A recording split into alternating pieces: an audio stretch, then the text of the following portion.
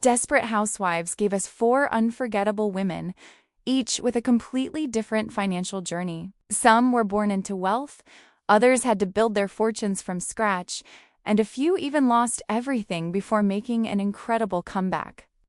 So today, we're ranking the four original housewives from the poorest to the richest by the end of the series. To do that, we'll look at their backgrounds, careers, marriages, homes, and assets before estimating their final net worth. Number 4. Susan Meyer. Kicking off our ranking is Susan Meyer, the least wealthy of the four original housewives by the end of the series. Susan, maiden name Susan Bremer, didn't come from wealth. She was raised primarily by her mother, Sophie Bremer. After being born from an affair between Sophie and a feed store owner named Addison Prudy. Growing up, Susan believed her father had died during the Vietnam War, only discovering the truth much later in life. Susan grew up in a lower middle-class household with her single mother. Like much of her life, everything she achieved financially came through her own talent and hard work. In high school, Susan was a cheerleader and graduated as valedictorian of her class. She later attended community college, where she pursued her passion for art and eventually built a successful career as both a children's book author and illustrator. Her first published book, Ants in My Picnic Basket, became a commercial success and helped establish her career. Although the show never reveals her exact salary, an established children's book author and illustrator with multiple published books during the mid-2000s would likely have earned approximately $50,000 to $80,000 per year, with particularly successful years potentially exceeding $100,000 through book sales, royalties, and freelance illustration work. Throughout the series, Susan also took on other jobs, including working as a teacher's aide and later as an art teacher.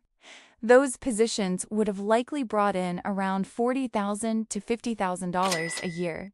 As a young adult, Susan married Carl Meyer, a successful divorce attorney. Together, they had one daughter, Julie, and moved to Wisteria Lane in 1992. However, after Carl cheated on Susan with his secretary, their marriage ended in divorce. Although Carl earned an excellent living, Susan wasn't left with a fortune after the divorce and instead had to support herself and Julie through her own career. Years later, Susan married Mike Delfino, a plumber who likely earned somewhere between $50,000 to $90,000 per year.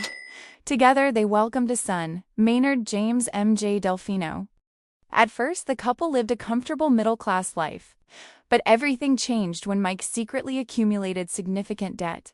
As their financial problems grew, Susan and Mike rented out their house and moved into a small apartment to get their finances back on track. Susan's biggest financial asset remained her home on Wisteria Lane. By the end of the series, I'd estimate the property was worth approximately $500,000 to $700,000. However, because the family had experienced serious financial problems, it's unlikely they owned the home outright. A large portion of its value was probably still tied up in a mortgage, meaning Susan's actual equity was considerably lower. Following Mike's tragic death, Susan eventually sold her Wisteria Lane home before leaving Fairview with her daughter Julie, her newborn granddaughter, and her son MJ to begin a new chapter of her life. Taking all this into account, I'd estimate Susan's net worth at the end of the series was somewhere between $200,000 to $400,000, making her the least wealthy of the four housewives. Number 3. Lynette Scavo. Lynette, whose maiden name was Lindquist, was the eldest of 3 daughters and was raised by her mother, Stella Wingfield, after the death of her father. Because Stella struggled with alcoholism, Lynette's childhood was far from easy, forcing her to grow up quickly and take on responsibilities from a young age. She later attended Northwestern University, where she laid the foundation for what would become an impressive career in advertising. Before the events of this series, Lynette had established herself as one of the industry's most successful advertising executives. She was widely respected for her talent, repeatedly described as one of the best at her job, and it was during this time that she met her future husband, Tom Scavo, who also worked in advertising. After the birth of their children, Lynette chose to step away from her successful corporate career to become a stay-at-home mother. But in season 2, she returned to the advertising world, proving that she hadn't lost her touch. Although the show never reveals her exact salary, a senior advertising executive during the mid-2000s would likely have earned approximately $120,000 to $200,000 per year, with bonuses potentially increasing that amount. Tom also had a successful career of his own. He worked in advertising alongside Lynette before leaving the corporate world to open Scavo's Pizzeria with his family. I'd estimate Tom earned around $100,000 to $175,000 per year. And once he became a restaurant owner, I would estimate the pizzeria generated around $400,000 to $600,000 in annual revenue, with perhaps $50,000 to $100,000 in profit. When they eventually sold it, the business may have been worth somewhere in the $300,000 to $500,000 range. After several ups and downs, Tom eventually moved back into the advertising industry where his career continued to progress. By the end of the series, he had accepted a senior executive position in New York, which I'd estimate could have paid somewhere between $500,000 and $1 million per year. Despite their impressive earning potential, the Scavos rarely felt wealthy. Raising 5 children came with enormous expenses, and the family experienced repeated financial setbacks. They invested much of their savings into opening Scavo's Pizzeria, faced periods of unemployment, dealt with medical expenses, and constantly struggled to balance work and family life. Although the restaurant was eventually sold, it never became the long-term financial success they had hoped for. The Scavos also owned one of the larger homes on Wisteria Lane. By the end of the series, I'd estimate that the property was worth approximately $700,000 to $900,000. However, they likely still had a mortgage, meaning only part of that value counted toward their net worth. By the series finale, the family's financial future looked brighter than ever. Tom's executive position, combined with Lynette's own successful career and their move to New York, placed them in a far stronger financial position than they had enjoyed for most of the show's run. I'd estimate the Scavos' final net worth at around $3 to $4 million. While much of their wealth was offset by raising a large family and years of financial setbacks, they ultimately achieved lasting financial stability, earning Lynette 3rd place in this ranking. Number 2, Gabrielle Solis. Taking 2nd place is Gabrielle Solis. She arguably had the most remarkable financial journey of all the original Housewives.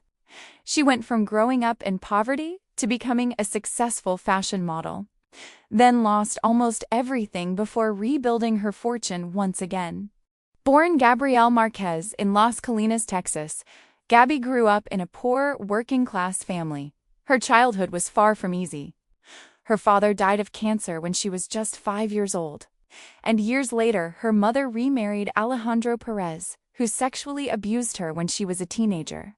After her mother refused to believe her, Gabrielle left home determined to build a better life for herself. She had no financial support or inheritance to rely on. Everything she achieved came through her own ambition and determination. Driven to escape poverty, Gabrielle quickly found success in the fashion industry. She became one of New York's top fashion models, appearing in major magazines like Vogue and working with some of the biggest names in fashion. A model with Gabrielle's level of success during that time would have made approximately $200,000 to $500,000 per year, with especially successful years earning even more through advertising campaigns and endorsements. Of course, everything changed when she met Carlos Solis, a wealthy corporate executive specializing in mergers and acquisitions. Carlos proposed after only their 3rd date, and a short time later, Gabrielle made the difficult decision to leave her successful modeling career behind to marry him and move to Wisteria Lane.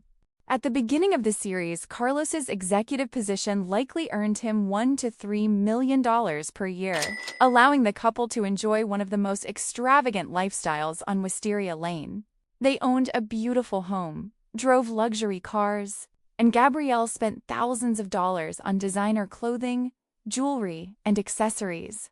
Their home, a large Victorian-style house, was one of the most luxurious houses in the neighborhood, reflecting Gabby and Carlos's wealthy lifestyle. The property was worth roughly $900,000 to $1 million.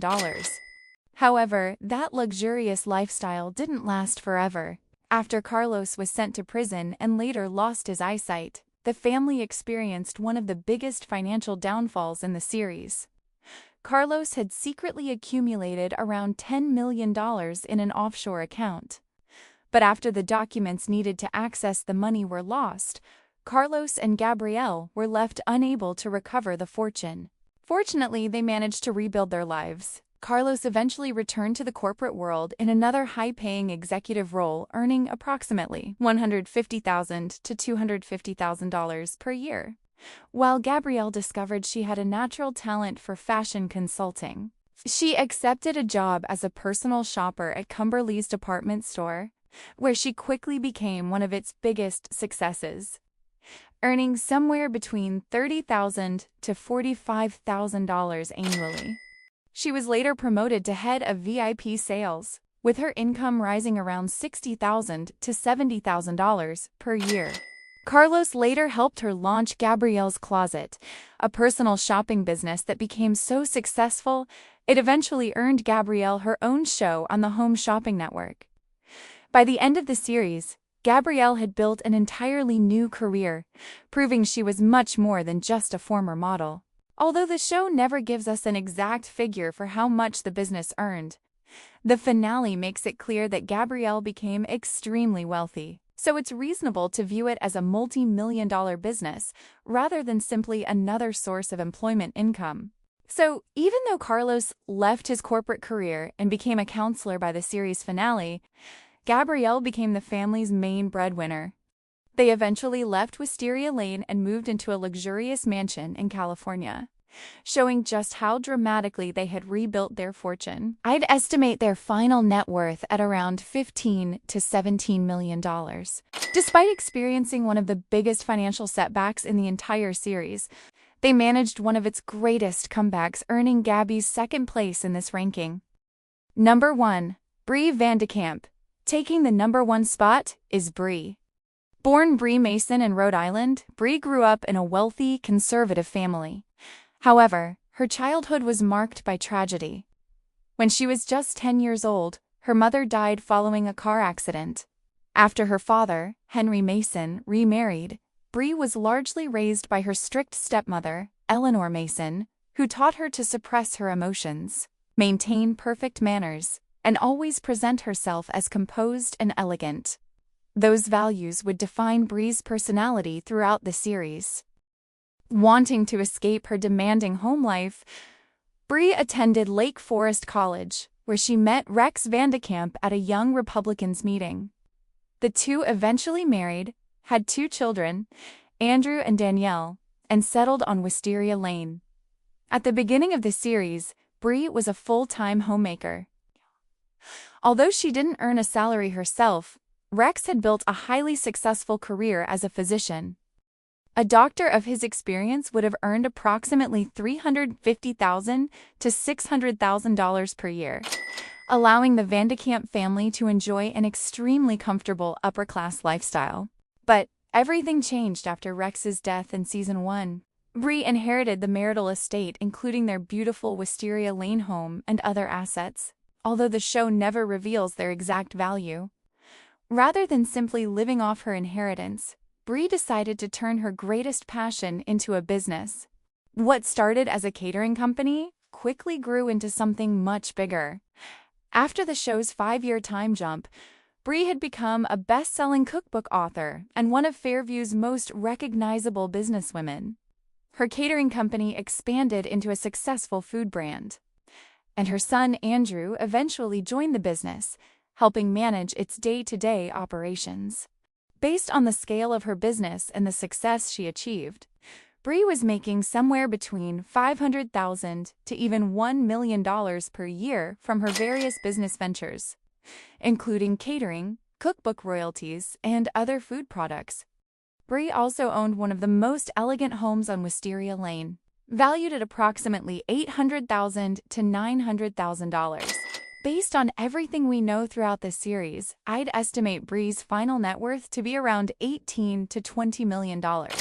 By the end of Desperate Housewives, she had transformed herself from a homemaker into a best-selling author, successful entrepreneur, and after moving to Louisville with Trip Western, even a member of the Kentucky State Legislature. Of all the original housewives, Bree built the strongest long-term financial future, making her my pick for the wealthiest woman on Wisteria Lane. And that's my ranking of the original Desperate Housewives from the poorest to the richest. Which placement surprised you the most? Do you agree that Bree takes the #1 spot, or do you think Gabrielle should have won? Let me know your ranking in the comments below, and if you enjoyed this video, don't forget to like and subscribe. Thank you so much for watching. See you in the next one.